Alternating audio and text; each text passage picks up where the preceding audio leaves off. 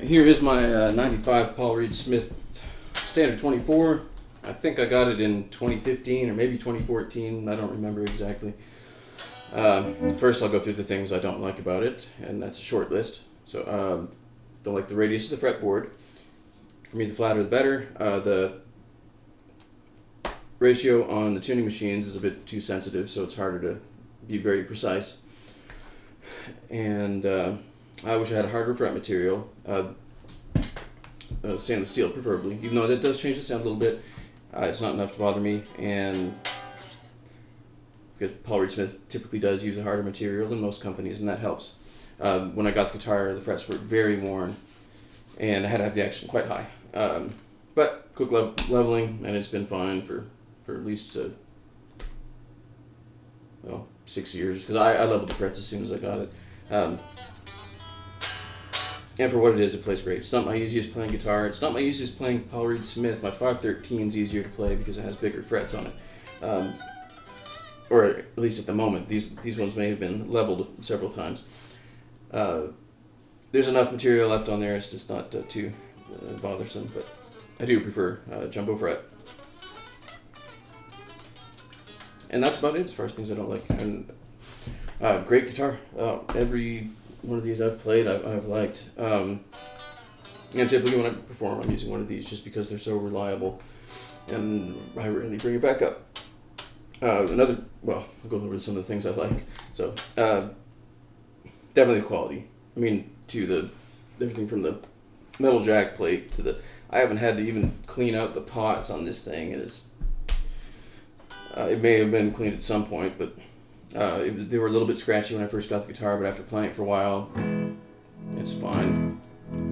Tone control, I'll put the distortion on so you can really hear it, and just to let you know I have it on. So,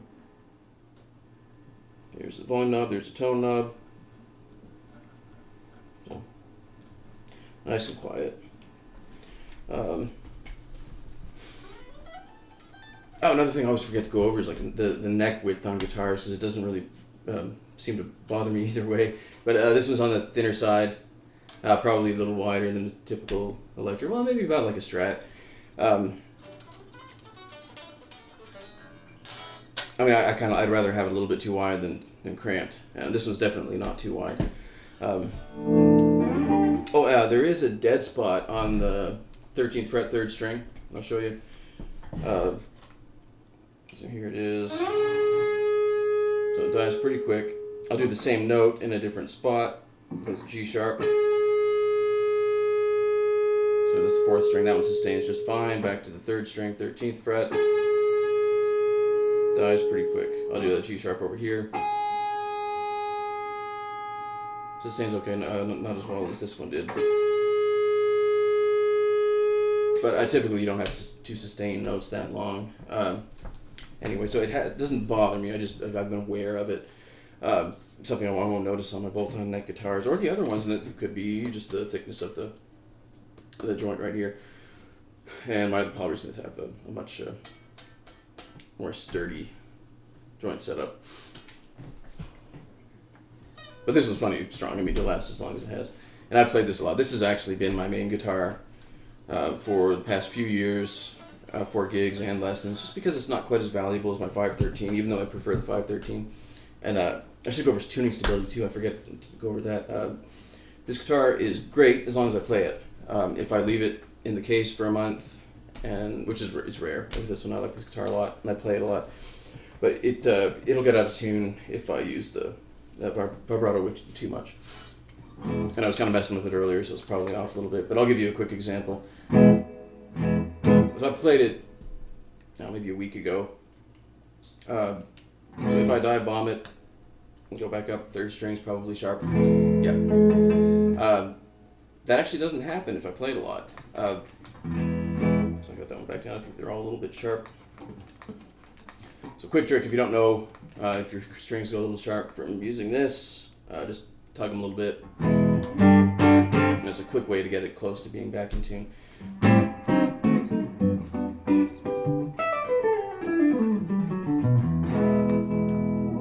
Again, if I use this thing all the time, it actually holds tune very well. for not having a locking nut. I'll go through.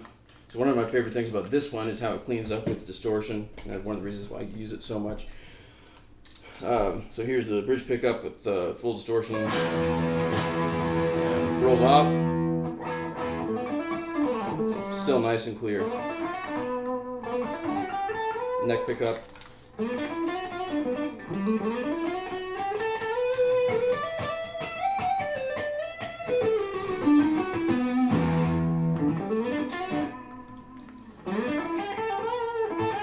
Oh, and you do get used to the rotary switch on these. I was kind of nervous about that when I bought this guitar, and these might go up in value at some point, so I don't want to modify these at all, just in case.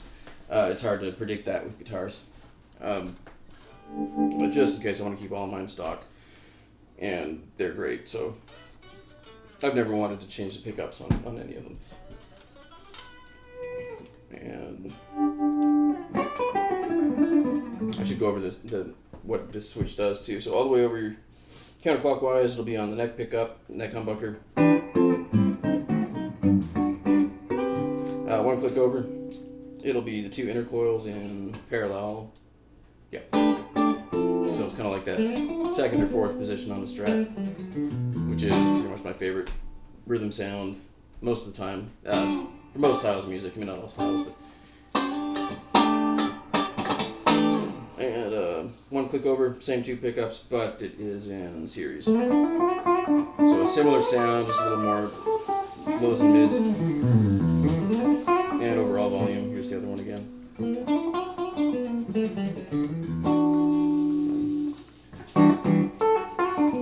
And the next one is the two outer coils, like a Telecaster kind of sound. And the bridge humbucker.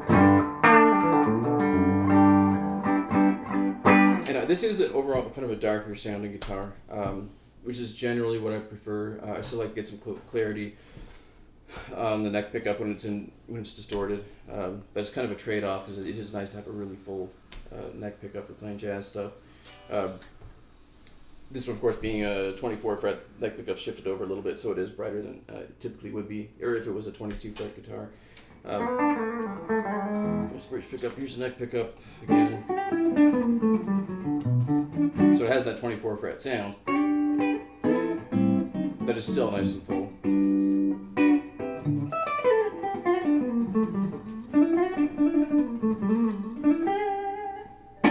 But that's all I guess all I can think of for now. Hopefully you enjoyed it. And thanks for watching.